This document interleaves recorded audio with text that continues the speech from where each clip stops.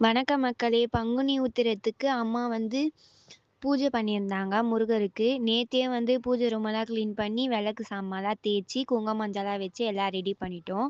காலையில எழுஞ்சிட்டு வீடெல்லாம் பெருக்கி தொடச்சுட்டு, அவருக்கு வந்து எல்லா பூலாம் போட்டுட்டு எல்லா சாமிக்கும் இன்னைக்கு வந்து பங்குனி உத்திரத்தோட கூட வந்து பௌர்ணமி வேற. அதனால சிவனுக்கும் இன்னைக்கு அபிஷேகம் பண்ணாங்க. முருகருக்கும், சிவனுக்கும் அபிஷேகம் பண்ணாங்க அம்மா.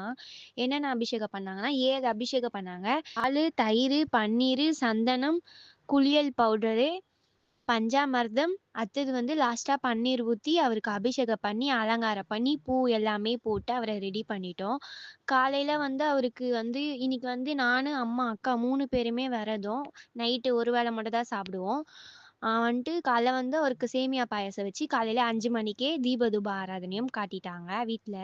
அதுக்கப்புறம் பக்கத்துல இருக்கிற முருகர் கோயிலுக்கு போயிட்டு அங்க சாமி கும்பிட்டுட்டு, பக்கத்திலேயே ஒரு அம்மன் கோயில் இருந்தது. அங்க வந்து கல்யாணம் நடந்தது. அந்த கல்யாணத்தையும் பார்த்துட்டு வீட்டுக்கு வந்துட்டோம்.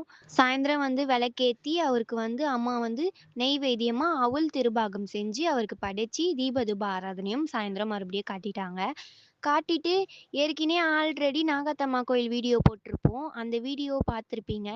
அந்த அந்த கோயிலுக்கு போயிட்டு இன்னைக்கு வந்து பௌர்ணமின்றதுனால நாகாத்தம்மாக்கு முட்டையும், பாலையும் வச்சுட்டு சாமி கும்பிட்டுட்டு வந்துட்டோம். இன்னைக்கு விரதத்தையும் முடிச்சுட்டோம். யாரெல்லாம் இன்னைக்கு பங்குனி உத்திரத்தோட விரதத்த பண்ணீங்களோ, அவங்கலாம் கமெண்ட்ல சொல்லுங்க. இந்த வீடியோ பிடிச்சிருந்ததுன்னா லைக் பண்ணுங்க, ஷேர் பண்ணுங்க. மறக்காம சப்ஸ்கிரைப் பண்ணிக்கோங்க.